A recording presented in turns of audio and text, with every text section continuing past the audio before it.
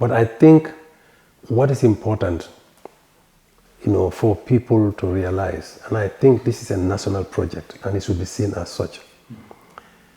Let's put politics aside. We are all Gambians, and when the quality of life improves, it improves for everybody. It doesn't improve for one party or the other. Governments will come and go, but development will remain as long as human beings live. Because, like I said,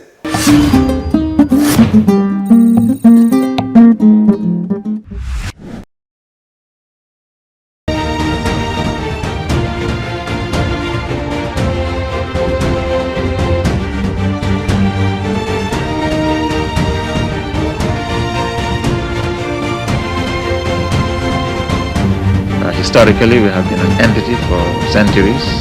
There is no reason why we should not continue as a separate, independent entity. And I will never rule this country without your mandate since we started. Our collective efforts have resulted in the growing confidence of our partners. That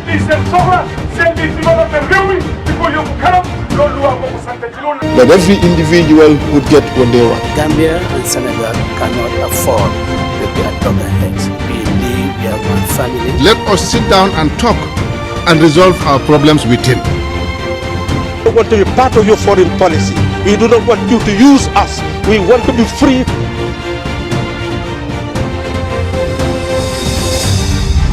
Yes, I will start with gratitude and thank you for giving us this time. We know how busy your schedules are. Welcome to The Perspective. thank you very much. And you're welcome. I will start with a story, just to give you an idea of The Perspective and why The Perspective. I came across this beautiful story in The 7 Habits of Highly Effective People by Stephen Covey. It was this time after work, in the subway, where people were, some were reading their newspapers, some were seated and out of stress from work. So the moment was just quiet until all of a sudden, when a man walked in, with his 2 children. So his 2 children were all over the place, pulling people's newspaper. They disturbed the whole area. So this guy was just sitting down, like frozen, looking at one place. So this guy was sitting next to him. So he just tapped him at the back, like, man, haven't you seen your children all over this place? So he just looks like you just woke him up from a sleep. So he told him, oh, we're just from the hospital. Their mother died. Maybe they don't know how to contain themselves. Straight the guy's perception changed about the way he was seeing this guy, probably that he neglected. But all the rest were not seeing the same thing that this guy sitting next to him, was seeing because of the information that he received. So perspective is here to bridge the gap between the hearts and the minds of the people and people of knowledge and wisdom with the right information. So welcome to the show. Thank you very much, Mr. Jeng. My name is Yankuba Dibba, and I'm the Chief Executive Officer of the Organization for Islamic Cooperation Gambia. The acronym is normally what people call it is OIC Gambia. So I'm happy to be on Perspective today. Thank you for inviting me. You're welcome, sir. Right. And thank you for giving us your time. The Organization of the Islamic Cooperation, OIC, is the 2nd largest intergovernmental organization with a membership of 57 states spread over 4 continents. The OIC organizes the Islamic Summit, which is the largest meeting attended by rulers and heads of states and government of its member states.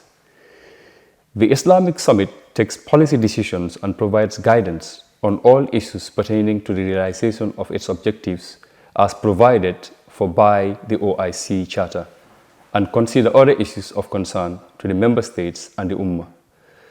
This meeting is held once every 3 years. The 15th Heads of State and Government Summit will be held in the Gambia, led by the OIC Secretariat, which is under your leadership. Indeed. What is the level of preparedness? Thank you very much, Mr. Jeng.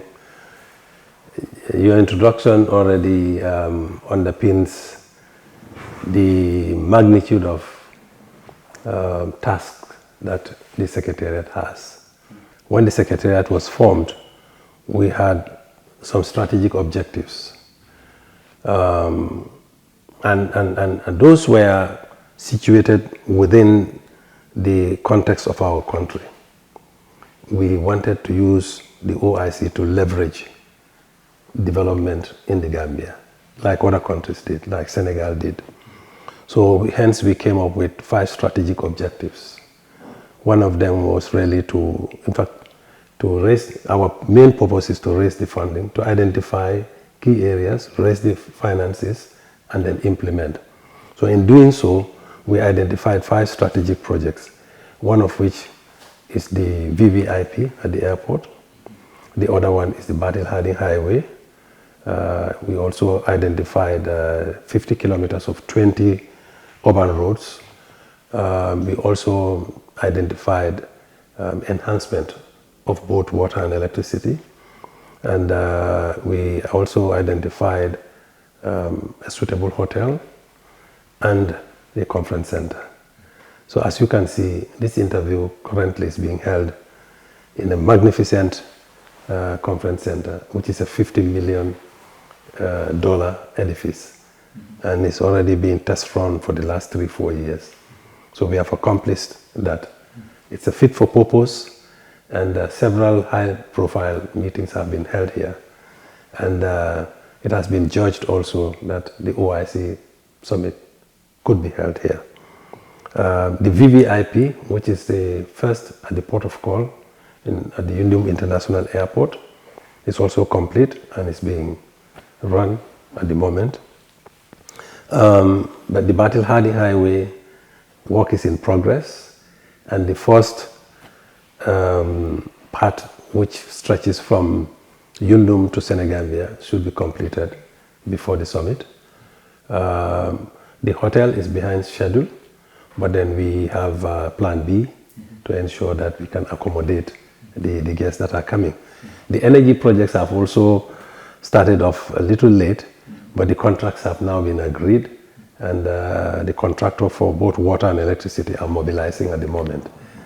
But these are the hard part.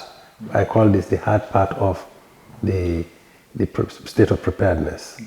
The softer part deals with others, which include events planning, capacity building in the area of security, in the area of protocol,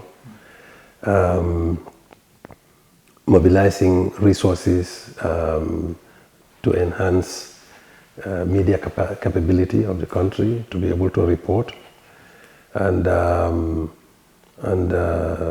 also training our security forces in terms of making sure that the country is secure and then stable, but we want to accord our high-profile guests a befitting security support.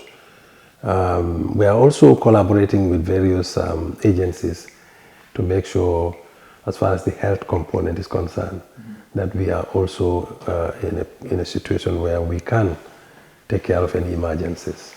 So, in a direct answer to your question, I think we are fairly prepared, and by the time we get to the crunch date, we should be adequately prepared to receive our guests in style. Thank you for that deliberation. I think much information is shared, and from a layman's perspective, interacting with the locals, there are questions that often pops up, you know, in the suburbs regarding this OIC, and looking at the current demographic of our politics, you know, looking at the opposition using, you know, certain information, you know, to distort it in the hearts and the minds of the people, and what the reality is.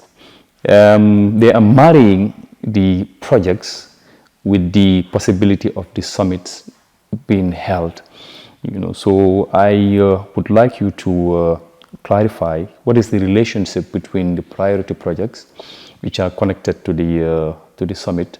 You're looking at the timing, you know, and some of these projects that are staggering, you know, i.e. the 5-star hotel, and the Banjul Hadil Highway. Yeah. So I think, Mr. Jen, this is a very, very important question, and one that I believe should be asked over and over and over again.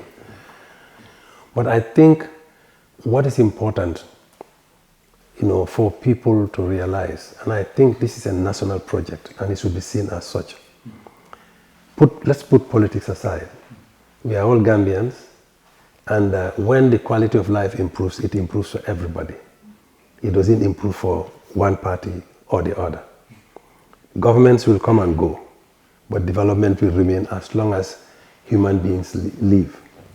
Because, like I said, the development has been given numerous perspectives and meanings, but basically what is important is improving the quality of life. To look at Gambia and see what are our priority projects. Let's use this, as an initiative, based on the OIC agenda, and then try to move Gambia to another level. It's going to be a continuous process. The OIC will not solve all of Gambia's infrastructure and development program, but at least it gives it a very good start. Maybe it may please you to note.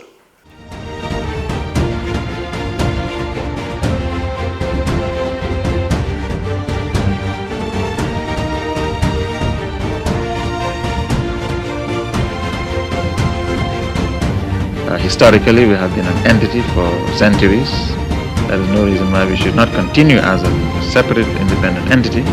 That I will never rule this country without your mandate since we started. Our collective efforts have resulted in the growing confidence of our partners. That